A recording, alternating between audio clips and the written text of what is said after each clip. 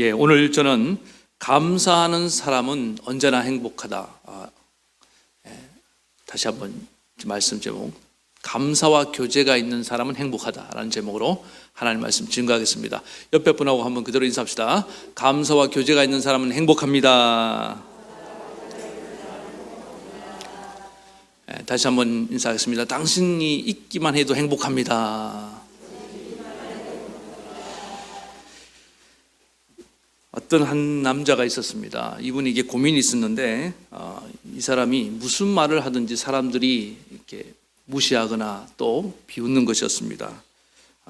심지어 이제 학교에 들어갔을 때도 또 졸업을 하고 직장에 가도 자기 하는 말을 아무도 들어주지 않고 또 무시를 당하며 그렇게 살았습니다.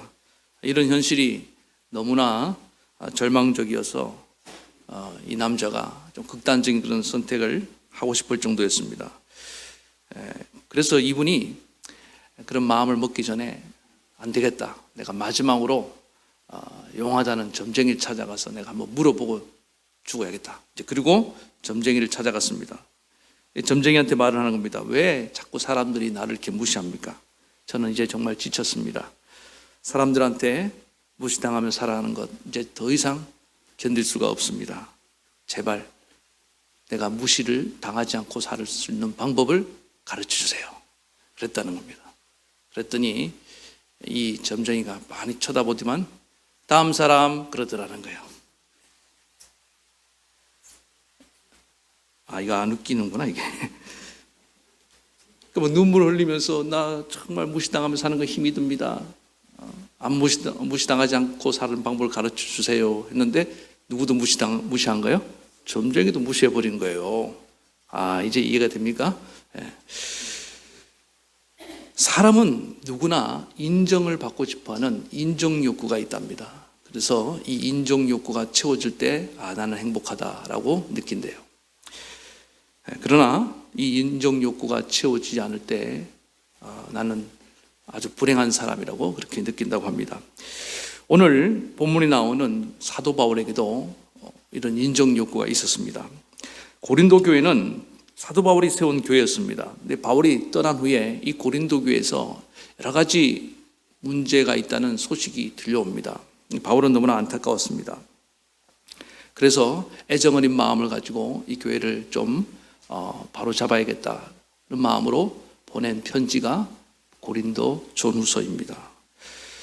그런데 이 고린도 교회의 문제점 중에 하나가 뭐냐면은 고린도에 있는 그 일부 성도들 중에 어떤 분들이 사도 바울의 과거가 좋지 않았잖아요. 그 과거를 언급하면서 바울의 사도직에 시비를 걸고 나온 것입니다. 지금 바울의 사도는 이 직은 인정할 수 없다. 자기가 몸을 바쳐서 헌신해서 세운 교회로부터 이렇게 자기를 인정해 주지 않는, 무시한다는 소식을 전해 들었을 때 바울의 마음이 얼마나 힘들었겠습니까? 그러나 감사하게도 일부 교인들로부터 무시를 당하는 바울은 우리 생각에는 막 밤잠도 자지 못하고 괴로워할 것 같은데 바울은 그런 가운데도 마음의 평안을 잃지 않고 오히려 그 가운데서 행복한 모습으로 나아가더라는 것입니다.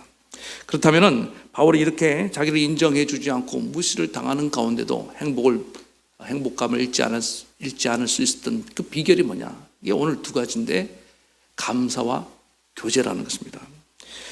오늘 이 말씀을 통해서 우리도 세상을 살면서 또 사람들을 만나면서 채워져야 될 그 충분한 인정 욕구가 채워지지 않고 어떨 때는 외롭고 또 이렇게 내 마음이 힘들더라도 그 가운데 우리가 행복을 찾아 나갈 수 있는 비결이 뭔지를 함께 나누고 행복을 찾는 저와 여러분 되시기를 바라겠습니다. 첫 번째 감사라고 말씀드렸습니다.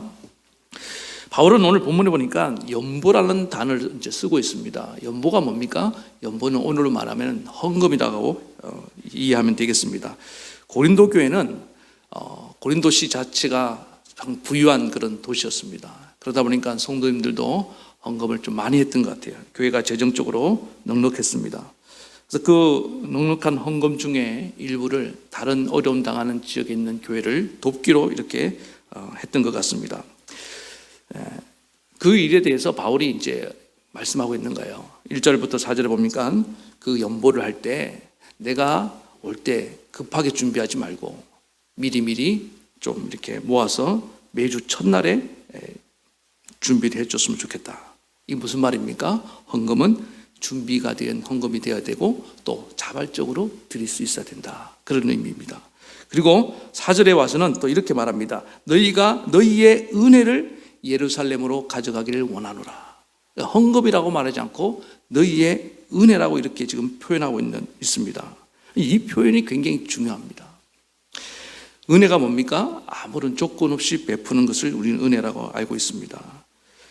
다시 말해서 고린도 교회가 너희가 헌금을 모아서 지금 선한 의도를 가지고 어려움당하고 있는 저 예루살렘 교회를 돕는 구제 헌금을 보내는데 그것이 조건 없이 보내는 은혜가 되어야 된다는 그런 뜻입니다. 왜 이런 말씀을 지금 하고 있을까? 아마도 고린도 교회의 문제점들을 종합해서 고려해 볼 때 고린도 교회 성도님들은 그런 마음이 있었던 것 같아요. 우리가 이 헌금을 통해서 예루살렘 교회를 돕는 것에 대해서 어떤 긍정적인 의미로 자부심을 갖는 건 좋은데 아마 그걸 통해서 좀 자랑하려 하고 인정을 받으려는 그런 마음이 들어와 있었던 것 같습니다. 우리가 이번에 이렇게 너희를 도와준다. 잊지 마. 뭐 그런 거 있잖아요. 이거 우리가 도운 거야. 뭐 그런 마음이 들어가서 도우려 했던 것입니다. 이걸 전문용어로 생색낸다 그러죠. 제가 언젠가 이렇게 목회를 하면서 어떤 분이 참 이렇게 대접을 하시면서 그렇게 말하는 분들 제가 봐서 잘 없는데 사실 그런 분이 잘 없는데 이분이 그러는 거예요. 목사님 이거 오늘 제가 샀어요? 그러시는 거예요. 한 번만 얘기하면 이제 좀 마음이 덜 불편했을 텐데 식사 중에 하고 또 식사 끝나고 또 말씀하시고 좀 맛있는 거 좀 좋은 거 사면서 그렇게 말하면은 덜 마음이 불편할 텐데 그냥 평범한 음식을 대접하면서 그렇게 말씀하니까 밥 먹는 내내 먹고도 소화가 잘 안 되더라고요. 그렇지 않겠습니까? 나중에 생각해 보니까 참 안타까운 마음이 들었어요. 아, 그분 안에 은혜가 없구나. 은혜가. 이런 분들 향해서 우리 예수님께서 말씀하십니다. 마태복음 6장 1절에 사람에게 보이려고 그들 앞에서 너희 의를 행하지 않도록 주의하라. 그리하지 아니하면 하늘에 계신 너희 아버지께 상을 받지 못하느니라. 그러므로 구제할 때 외식하는 자가 사람에게 영광을 받으려고 회당과 거리에서 하는 것 같이 너희 앞에서 뭘 불지 말라? 나팔을 불지 마라. 뭐 좀 선한 일하고 봉사하고 구제하고 헌금한다고 나팔을 불면 안 된다는 거다. 그럼 상이 하나도 없다는 거 아닙니까? 너희에게 이르노니 그들은 자기 상을 이미 받았느니라. 너는 구제할 때에 오른손이 하는 것을 왼손이 모르게 하고 내 구제함을 은밀한 가운데 하라. 은밀한 중에 보시는 내 아버지께서 갚으시리라. 아멘. 예. 구제하는 거 사람에게 보이려고 사람에게 영광을 취하려고 인정받으려고 하는 게 아니라는 거예요. 은밀하게 해야지 하나님께서 보상을 해준다. 여러분 이 진짜 보상이 뭔지 아십니까? 예? 그게 은혜가 되는 거예요. 마음에 기쁨이 있고 행복해지는 그게 진짜 보상 아니겠어요?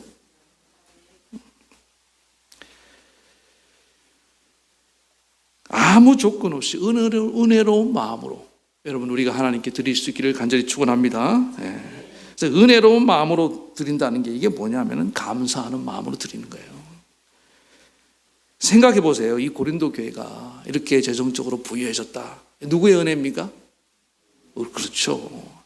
우리가 이렇게 드릴 수 있는 것, 남을 도울 수 있는 것, 다 하나님의 은혜 아닙니까? 어떤 분들은 있어도 돕지를 못해요. 왜? 하나님이 그런 마음을 주시지 않으면 도울 수 없는 점이 있습니다. 저는 얼마나 감사한지 몰라요. 코로나19라는 이런 어려운 시기에도 하나님께서 우리 성도님들에게 정말 복을 주셔서 우리 교회가 이렇게 재정적으로 어려움 당하지 않고 또 이렇게 나아갈 수 있는 것은 하나님의 큰 은혜인 줄 믿습니다. 그리고 이 가운데도 우리가 어떤 후원하는 교회나 선교사님들 끊지 않고 계속 도울 수 있다는 것, 저는 그게 큰 하나님의 은혜라고 확신합니다.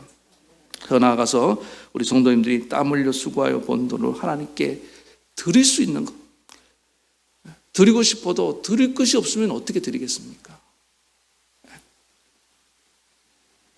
있어도 막 아까운 마음이 들고 막 불편한 마음이 들면 어떻게 하나님께 드리겠어요?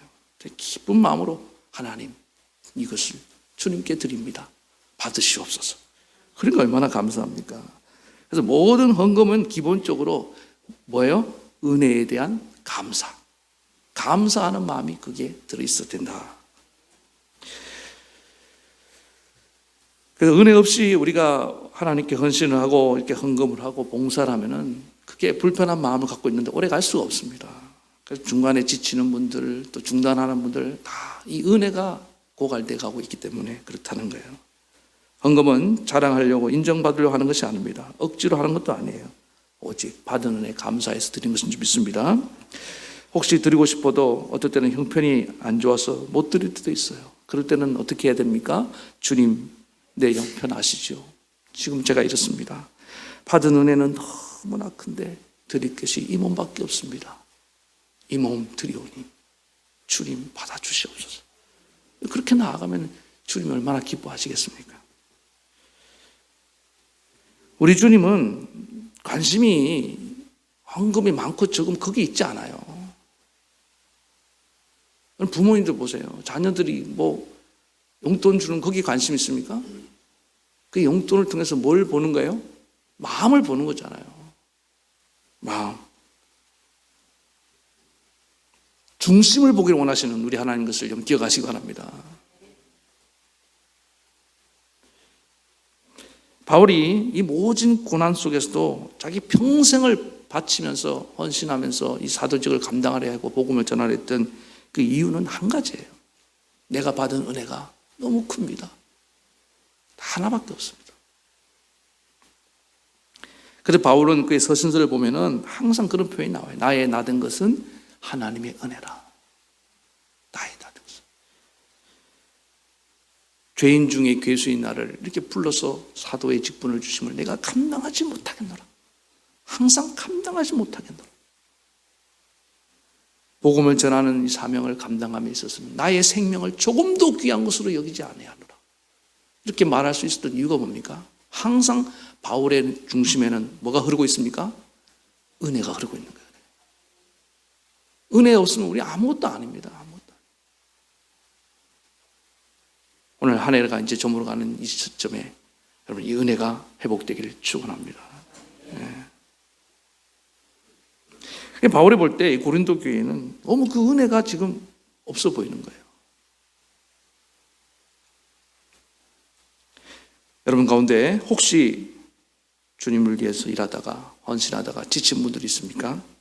기쁨이 사라지고 부담감만 남고 또 도가 더 넘어서서 불평과 원망이 지금 스물스물 올라오는 분들이 혹시 있다고 한다면 남들이 알아주지 않아서가 아닙니다.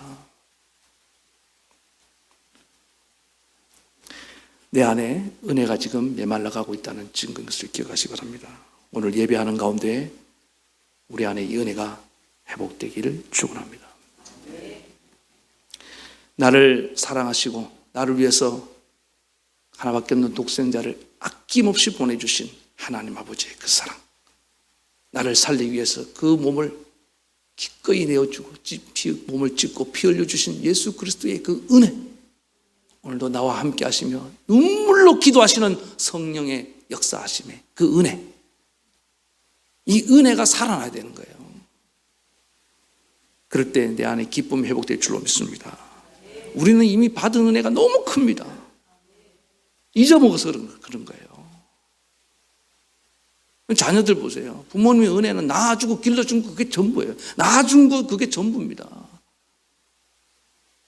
내 존재를 있게 만든 은혜, 그 이상도 그 이하도 없잖아요. 생명 주신 은혜보다 더 큰 은혜가 있습니까? 나머지 잘 입혀주고 잘 먹여주고 그거는 있으면 감사가 없어도 그만이에요. 그렇지 않습니까? 왜 자꾸 비교하면서 그래서 자녀들이 불평이 나오잖아요. 오늘 우리 하나님이 나에게 생명 주시면 다 주신 것을 믿으시기 바랍니다. 저 천국을 약속해 주셨으면 다 주신 거예요. 예수님을 통해서 우리에게 전부를 내어주셨는데 더 달라고 뭐가 불만이고 뭐가 부족한 겁니까? 욕심이에요, 욕심. 지난번에 말씀드렸죠. 우리 머리에는, 뇌에는 검색 기능이 있다고 말씀드렸습니다. 감사를 검색하면 온통 감사로 내 몸을, 내 생각을 가득 채우게 될 줄 믿습니다. 그래서 감사의 생각이 가득 차면서 행복하다고 느낀대요. 서울에 가면은 국제 빌딩이라고 아직도 있는지 제가 잘 모르겠습니다. 제가 그것까지는 확인을 못했는데 이게 뭐 보는 각도에 따라서 좀 다르게 보인다고 합니다. 국제 빌딩의 원래 주인이 국제 그룹이었습니다. 그 프로스펙스라는 신발 아시죠? 옛날에 그 고무신 왕자표 고무신 장로님은 아세요? 그 고무신 만들었던 회사 아닙니까? 이 회사가 정말 잘 나갔습니다. 우리나라 최초로 해외에 이제 진출도 하고 당시 재계 서열 7위까지 올라갈 정도로 정말 승승장구하는 그런 기업이었습니다. 최근에 보니까 또 제품이 좀 나오는 것 같더라고요. 근데 그 당시 갑자기 이 회사가 이제 망하는 거예요. 왜 그러냐? 정권이 바뀌면서 전두환 대통령이 이제 집권을 하면서 재계 총수들을 불렀습니다. 이 얘기 너무 유명해서 아시는 분도 많다고 생각합니다. 근데 어떻게 하다 보니까 이 양정모 회장님만 지각을 한 거예요. 지각했다고 전두환 대통령이 열받아갖고 그 회사를 그냥 망하게 만들어버린 겁니다. 은행 막 다 막아버리고. 얼마나 억울합니까? 아니 어떻게 좀 사람이 지각할 수도 있지. 지각 한번 했다고. 그래갖고는 이분이 너무 억울하고 막 화가 나서 계속 뭐 소송하고 재판 받는 동안에 건강이 악화돼서 이제 이분이 보니까 2009년 3월인가 그때 아마 돌아가신 것 같아요. 돌아가셨습니다. 전두환 대통령 아직도 살아계시죠? 네. 그래서 여러분 잘 보세요. 우리가 마음의 미움과 어떤 원망, 불평 이걸 막 품고 있고 우라통을 품고 막 화를 품고 있으면은 내가 먼저 가는 거예요. 내가 먼저. 잊지 마시기 바랍니다. 악을 품고 있으면 악이 나를 부른다. 그런 말이 있어요. 그냥 내려놓고 더럽고 안 입고 치사해도 좀 이렇게 참고 견디면은 정권은 바뀌잖아요. 지나갈 거 아닙니까? 곤불 10년이라 그러잖아요. 다음 정권을 또 좋은 분 만나서 해결될 수 있는데 그걸 참지 못하고 분노를 사귀지 못하고 어떻게 해보려 하다가 결국에 그런 일을 당하게 되더라는 것입니다. 여러분 우리가 신앙생활 하다가 또 인생을 살면서 어떤 이렇게 나를 아프게 하고 고통스럽게 만들고 상처를 주는 사람들이 있다고 생각합니다. 그럴 때 여러분 우리 안에 주님의 용서가 일어나길 바랍니다. 또 감사로 그런 원망을 이겨낼 수 있길 바라겠습니다. 그게 내가 사는 길이고 내가 행복해지는 비결이라는 거예요. 알렉산더 솔제니친이라는 그런 러시아 작가가 있습니다. 이 사람이 이제 정치범으로 어떻게 또 누명을 쓰고 옛날에 누명 쓰고 감옥 가는 분들이 참 많았어요. 최근에도 그 어떤 분이 뭐 화성 연쇄 살인 사건 그 진범이 드러나갖고 20년인가 30년 만에 이제 나오게 된 분이 있지 않습니까? 이분도 11년 동안 시베리아 수용소에 이제 갇혀 있었습니다. 강제 노역을 하면서 말이 11년이지 얼마나 긴 고통의 시간이었겠습니까? 근데 이분은 그 가운데서 그 열받는 것을 감사로 승화시켜 나가기 시작합니다. 고난을 이겨냈어요. 그리고 그 감옥에서 책을 한 권 썼다 그러죠. 수용소 군도라는 책. 그리고 이제 이분이 드디어 노벨상을 수상하게 되었습니다. 수상식에서 소감 한마디 하라고 말하니까 이분이 그랬다는 거예요. Thank you, prison. 감옥아 고맙다. 그랬다는 거예요. 그 감옥이 없었으면 그런 책을 쓰지도 못했을 것이고 그 책을 썼기 때문에 내가 오늘 수상의 영광을 얻게 됐다. 그런 거 아닙니까? 잘 지나고 보면은 우리가 지금 굉장히 고통스럽다고 생각하는 그 기간이 어떻게 보면 나를 성공적으로 이끌어가는 그런 기회가 될 수 있다는 사실을 우리는 잊지 말아야 될 줄 믿습니다. 삶에 고난이 있을 때 더욱 우리는 정말 이 겨울 같은 혹독한 시즌에 더 감사하는 법을 배워야 될 줄로 믿습니다. 그러면은 그 감사가 나를 더 높은 곳으로 이끌어 가게 될 줄로 믿습니다. 여러분 잊지 마세요. 우리는 하나님을 믿는 자녀들인 줄 믿습니다. 아무리 환경이 어렵고 길이 막히고 또 나를 인정해 주는 사람이 없고 무시하고 어떤 어려움이 있다 할지라도 우리는 감사를 잊지 말아야 됩니다. 우리는 하나님의 은혜로 사는 자들이에요. 하나님의 은혜는 계속 우리 가운데 흐르고 있는 것입니다. 이 고난 가운데 그래서 감사하고 나아가면 은혜가 계속 흘러가는데 감사가 중단되는 순간 은혜가 흐름이 막혀버리는 거예요. 그러면 계속 사막화가 되는 거 아니겠습니까? 안 그래도 지금 인생이 사막 같은데 황량한데 은혜의 물이 흘러야 되는데 왜 그걸 내가 스스로 차단해 놓냐고요. 그건 내 문제예요. 간절히 바라기는 어떤 경우에도 우리는 은혜를 기억하며 감사하기를 축원합니다. 그래서 날마다 모든 삶을 여러분 행복으로 바꿔 행복의 문을 열어가는 믿음의 종들 되시기를 바랍니다. 두 번째는 사도 바울이 이렇게 자기를 인정해 주지 않고 무시당하는 가운데도 행복함을 유지할 수 있었던 그 비결이 뭐냐?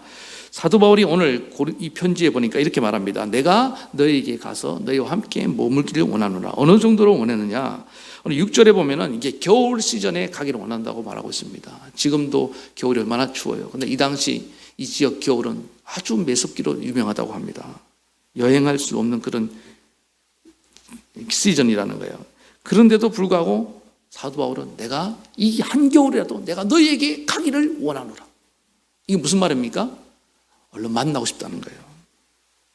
그리고 보니까 7절에 보니까 내가 지나는 길에 보기를 원하지 않나. 잠깐 스치는 것이 아니라 주께서 허락하시면 얼마 동안 너희와 함께 머물기를 바랍니다. 한 오랫동안 너희와 교제하기를 원한다. 지금 이 고린도 교회가 어떤 교회입니까? 바울 싫어하는 사람 많다니까요. 반대파들도 많이 있어요. 그런 불편한 교회, 이제 떠난 교회인데도 애정어진 마음을 가지고 가서 그 가운데 들어가서 내가 너희와 함께 교제하며 은혜를 나누기를 원한다 이거예요. 여러분 불편한 사람 만나고 싶습니까? 그런데도 바울은 가보고 싶다는 거예요. 다가가는 거예요. 이게 바울의 교제 힘이었습니다.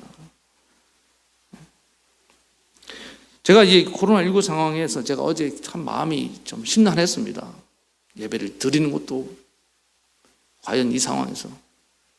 또 오늘 이렇게 생각보다 일부에 또 많이 오셨네요. 여러분들은 참 용기가 대단하신 분들이에요, 제가 볼 때는. 근데 그 마음을 제가 오늘 받았어요. 뭐냐면은 오늘 하나님께 나아가서 현장에서 사실 예배는 시간과 장소의 개념을 초월하는 거 아닙니까? 신령과 진정으로 어디 있든지 드리면 돼요. 물론 모여서 예배 드리는 거 하나님 그렇게 말씀하셨지만은 근데 현장에 오는 거는 사실 또 어떤 의미가 있냐? 보러 오는 거예요. 누굴 보러 온 겁니까? 네, 저 보러 온 거도 있고 또 우리 같은 성도님들 얼굴 한번 보고 싶어서 오는 그 마음도 있는 거예요. 교제하고자 하는 마음도 있는 거라고요. 제가 그 마음이 막 전달이 되니까 오늘 지금 막 큰 감동이 막 밀려옵니다. 바울은 교제의 열망이 항상 넘치는 사람이었습니다. 뒷부분에 보면은 또 이제 그럼 거기에 명단이 쭉 열거되어 있습니다. 함께 동역했던 동역자들의 이름들인데 교제했던 바울은 참 사역을 하면서 교제의 폭이 넓었던 것 같아요. 저는 간절히 바라기는 우리 성도님들이 교제의 폭이 넓어지고 또 관계의 깊이가 깊어지기를 축원합니다. 이게 왜 중요하냐? 좀 실질적인 도움이 되는 말씀을 좀 드리면은 코엔이라는 교수가 실험을 했답니다. 일부러 이제 감기 바이러스 요즘 이제 그 코로나 바이러스를 가지고 이제 실험을 하잖아요.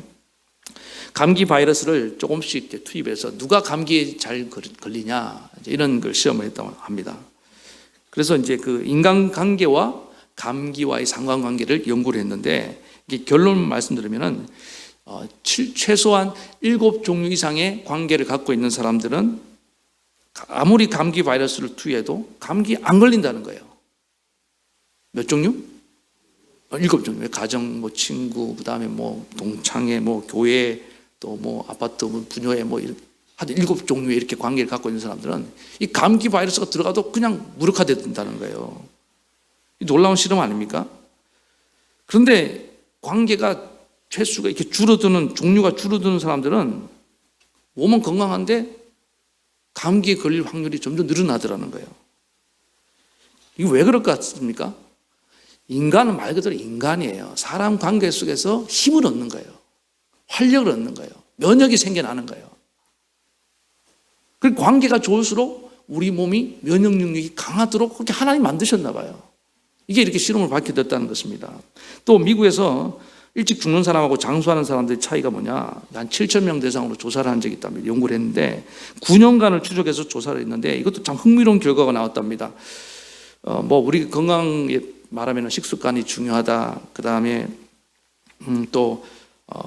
이 여러 가지 운동을 잘하느냐, 이런 걸 지병이 있느냐 없느냐 이런 걸 따지는데, 이 조사한 끝에 의외로 또 다른 진실이 하나 밝혀졌는데, 이게 술을 많이 먹냐, 담배를 많이 피우냐, 이것도 무관하지는 않지만은 식습관, 운동 습관, 규칙적인 생활 습관 다 관계가 있지만은 결정적인 요인은 그게 아니었다는 거예요. 그럼 오래 사시고 싶습니까? 그냥 빨리 가고 싶어요? 왜 대답을 안 하시지? 빨리 천국이 그립습니까? 그 조사 끝에 밝혀낸 장수의 비결이 뭐냐? 단 하나의 공통점이 있는데 그게 뭐냐면 친구의 숫자라는 거예요. 그럼 친구 우습게 생각하면 안 됩니다. 그 친구가 내 수명을 늘려주고 있어요, 지금. 그 친구의 수가 적을수록 쉽게 병에 걸리고 또 일찍 죽는 사람들이 많더라는 거예요. 왜 그럴까요? 외로워서 죽어요, 외로워서. 그래서 여러분들 어르신들 요양원에 있는 분들, 이번에 코로나19 때문에 많이 돌아가시는데 바이러스가 죽이는 게 아니에요. 면역이 약해져서 돌아가시는 거예요. 외로우니까 마음이, 소망이 끊어지니까 이런 일들이 일어나는 거예요. 저는 간절히 바라기는 우리 성도님들이 하나님 나라 가는 그날까지 인생의 희로 애락을 나눌 수 있는 그런 친구들이 많기를 축원합니다. 그냥 건성으로 만나는 친구가 아니라 정말 마음과 마음이 통하는 그런 친구들이 있어야 된다는 것입니다. 제가 남해 있을 때도 보니까요, 어르신들이 이렇게 건강한 분들은요, 친구가 많아요, 친구가. 정말 친구, 어떻게 노인정에 와서도 막 만나고 교회 와서도 막 이렇게 웃으면서 심지어 친구가 그 집 손자하고도 친구 먹고 지내요. 바빠서 돌아가실 시간이 없어요, 이게. 다 어울리는 거예요. 어르신들, 젊은 사람들 이렇게 인사하고 이렇게 만나주면 고맙게 생각하고 그렇게 해야 됩니다. 요즘같이 이렇게 이제 비대면 사회가 될 때는 어떻게 하겠습니까? SNS 좀 배우시라고요. 어떤 분 카톡 배워갖고 이렇게 다 하시는데 그거 잘 하시는 거예요. 그냥 고립되면은 안 돼요. 계속 소통하고 연락하고 그렇게 교제하는 저와 여러분 되기 바랍니다. 바울도 교제의 폭이 얼마나 넓었냐면 젊은 디모데하고도 이렇게 교제를 하잖아요. 여러분, 이거 지금 말씀드린 것을 쉽게 생각하면 안 됩니다. 때로 이렇게 신앙생활 하면은 우리 교제하다 보면은 피하고 싶은 사람이 있죠. 근데 피하고 싶은 사람 다 피하다 보면은 결국에는 나 혼자밖에 안 남아요. 때로는 좀 불편한 사람도. 그런 분들을 어떻게 만나야 되는지 압니까? 앞에 이 감사가 비결이라니까요. 감사하면은 그 사람의 장점이 보이기 시작한 좀 있습니다. 긍정적이 보이는 거예요.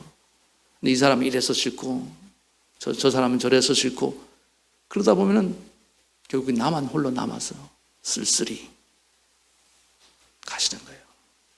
오늘 간절히 바라기는 우리 성도님들은 언제나 관계 속으로 들어가시기 바랍니다. 때로 관계를 하다가 상처를 받고 오해를 받고 또 미움받을 수 있습니다. 그러나 구독이 무섭다고 뭘 못한가요? 빨리 얘기해요. 장을 못한, 장맛을 모르고 사는 거예요. 여러분, 이 교제를 오는 그 깊은 인생의 맛을 모르고 사는 건 사는 게 아닙니다. 하나님이 서로 이렇게 의지하며 살라고 우리를 만들어 주셨습니다. 잘나면 얼마나 잘났고 못나면 얼마나 못났어요. 다 거기서 거기입니다. 다 연약함이 있고 다 그게 또 좋은 점이 있는 줄 믿습니다. 약함을 같이 아픔을 나누고 기쁨도 나누고 슬픔도 나누고 그러라고 우리 공동체를 만들어준 줄 믿습니다. 혼자 하지 말고 같이 신앙생활 잘해서 인생의 행복을 누리며 함께 저 천국 나아가는 믿음의 종들 되기를 축원합니다. 두 가지 말씀드렸습니다. 우리 인생의 행복의 비결은 감사입니다. 절대 감사로 승리하기 바랍니다. 그리고 항상 교제를 잘하셔야 돼요. 그래서 날마다 행복하길 다시 한번 축원합니다. 우리 말씀 생각하시면서 찬양 부르겠습니다.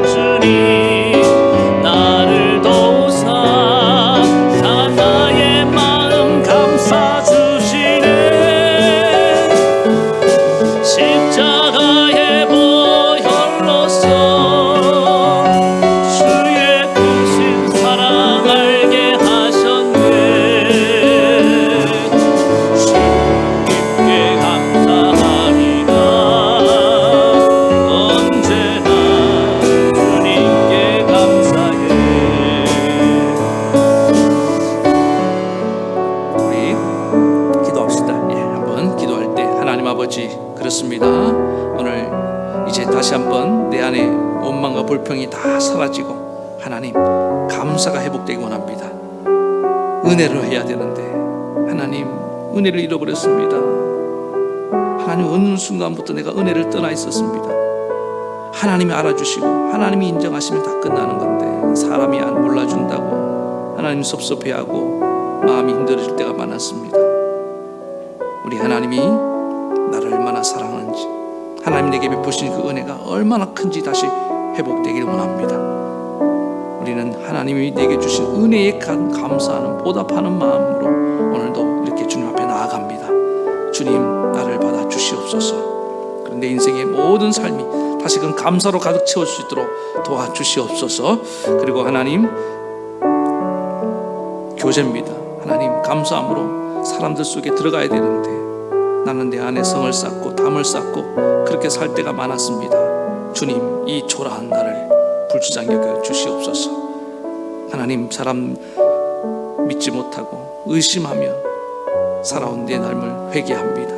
오늘 다시금 성령이여 내게 이 감사의 영으로 교제의 영으로 임하시옵소서. 성령이 임해서 하나님께 감사가 넘쳐나고 성령이 임해서 하나님 우리 주변 사람들과 소통의 역사가 일어나기를 원합니다.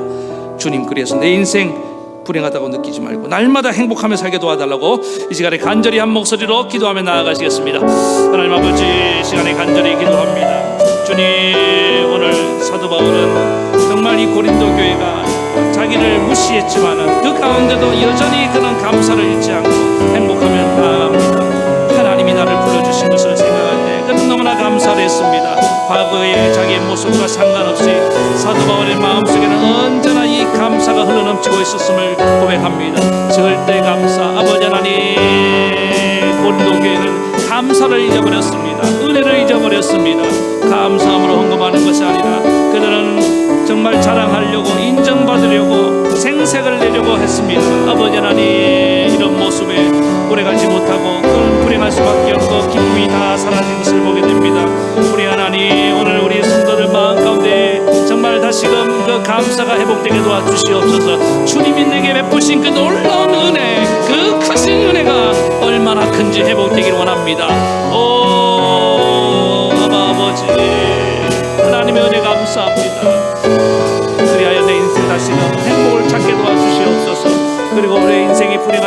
믿습니까? 아버지 하나님, 나 홀로 정말 고립되어 있기 때문인 줄 믿습니다. 아버지 하나님, 마음의 문을 열고 내 마음의 장벽을 부숴버리고 사람으로 다가가야 됩니다. 아버지 하나님, 의심과 불신의 아버지 하나님 그런 안개를 긋고 나아가게 도와주시옵소서. 가식의 옷을 벗어버리고 허영의 옷을 벗어버리고 아버지 앞에 우리 서로 다가갈 수 있도록 도와주시옵시며, 아버지 하나님과 마음과 마음이 만나고 진실하게 만날 수 있는 그런 우리 모든 성도들 되게 도와주시옵소서. 날마다 교제권이 넓어지게 도와주시고 날마다 교제의 깊이를 더해 주시옵소서. 그래서 날마다 우리 삶이 정말 행복하고 장수하며 주님께 영광 돌리다가 함께 천국 갈 수 있도록 은혜 베풀어 주시옵소서. 우리 하나님 은혜 주실 것을 원하오며 예수님의 이름으로 기도하옵나이다. 아멘. 하나님 아버지, 오늘 행복한 신앙생활의 비결이 감사있음을 고백합니다. 하나님, 우리가 주님께 헌신하고 드릴 때 항상 이 감사함을 잊지 말게 도와주시옵소서. 감사를 잃어버리니까, 하나님 은혜를 모르니까 감사를 잃어버리고 우리가 이렇게 불행하다고 느낀 줄 믿습니다. 누가 환경 때문이 아니고 누가 날 무시해서도 아닙니다. 하나님, 내 안에 잃어버린 은혜를 회복하고 날마다 감사함으로 주님 봉사하며 나아가는 죄종들 되게 도와주시옵소서. 그리고 하나님, 교제입니다. 사도 바울은 이 한겨울에 고린도 교회에 자기를 무시하는 사람들이 있는 그곳을 향해 나아가기를 힘썼습니다. 하나님, 그 정도로 교제의 열망이 우리 가운데 일어나기를 원합니다. 신앙생활 혼자 하는 것이 아닙니다. 때로는 마음에 안 드는 사람이 있다 할지라도, 때로는 내가 상처를 받는다 할지라도 교제로 인한 그 유익과 기쁨이 더 크기 때문에 하나님은 날마다 서로 교제하라고 말씀하고 있는 줄 믿습니다. 성령이여 교제의 영으로 임하시옵소서. 그래서 우리가 서로 신뢰하며 서로 진실하게 교제하는 그런 복을 누려서 날마다 이 땅에서 형통하며 복된 삶을 누리게 도와주시옵소서. 예수님 이름으로 기도합니다. 아픈 데 손을 얹으세요. 오늘도 주님 믿음으로 손을 얹었습니다. 여호와 치료의 하나님, 예수 그리스도의 그 채찍의 마저로 우리에게 치료의 은혜를 주신 줄로 믿습니다. 병든 자에게 손을 얹은 즉 나으리라고 하신 줄로 믿습니다. 주님이 오늘 나를 내 영혼도 마음도 육체도 고쳐주심을 믿습니다. 주님의 치료의 광선을 내게 비춰주시옵소서. 그리스도의 보혈로 나를 덮어주시옵소서. 성령의 기름을 바르시옵소서. 주님이 고쳐주시면 내가 나으리다. 그리하여 주께 영광 돌린 삶을 되게 도와주시옵소서. 오 주님, 나를 고쳐주시오니 감사합니다. 우리 주 예수님 이름으로 기도합나이다. 아멘. 이제는 우리 주 예수 그리스도의 크신 은혜와 하나님 아버지의 만극하신 사랑하심과 성령의 감동, 감화, 교통, 위로, 역사하심이 감사와 교제로 날마다 행복한 삶을 살기를 원하는 모든 성도들 머리 위에, 저들의 가정과 자녀와 생업과 이 나라 이 민족 위에까지 영원토록 함께하옵시기를 간절히 축원하옵나이다. 아멘.